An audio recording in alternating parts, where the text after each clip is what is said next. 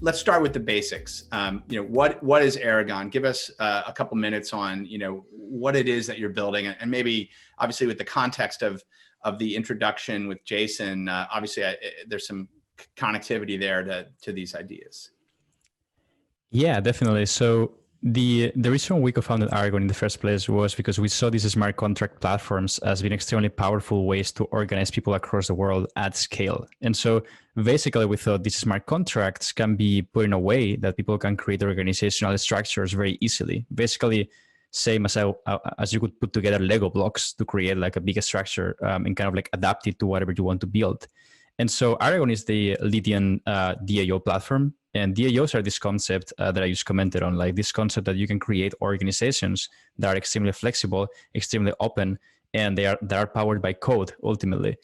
The interesting thing for me, and the way that I'm trying to like define these DAOs and what really and how really they are different from traditional kind of like internet communities, is because DAOs and cryptocurrencies and smart contracts give us this ability to actually attract and incentivize new contributions, to pull funds over the internet with no friction whatsoever, and then for large groups of people to go burn these funds together and actually take action.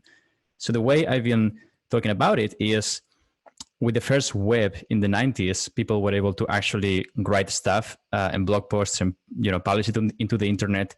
And then we had Web 2. And with Web 2, people were able to also comment and discuss on those blog posts, that content. And then now we have Web 3. And Web 3 allows for those people to not only be able to discuss stuff, but actually make it happen. So there's a lot of chatter on Twitter, there's a lot of chatter on social media, but actually very few of that chatter actually create something tangible in the world. If you want to be part of an organization, and you can join that organization, and it's not just like a Facebook group, it's actually like an organization where there's decisions that are made, and there's governance, and there's voting, and there's money, which is like what a corporate form kind of is. Like you can do that, and it's not like some hosted platform.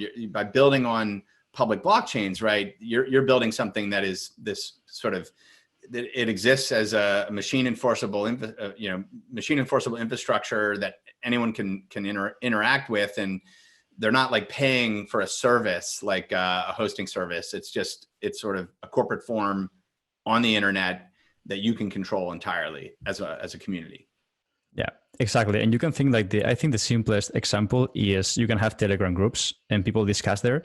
But what if you give them a shared like piggy bank? What if you give them incentives so that people have to like be members of it? And then like if the group becomes more valuable and they do things, they can sell those like tokens or memberships and like profit from that, right? So like it's a bit of like incentives and governance all in one. And I hope one day we can arrive to that. Literally like a Telegram group becomes an organization.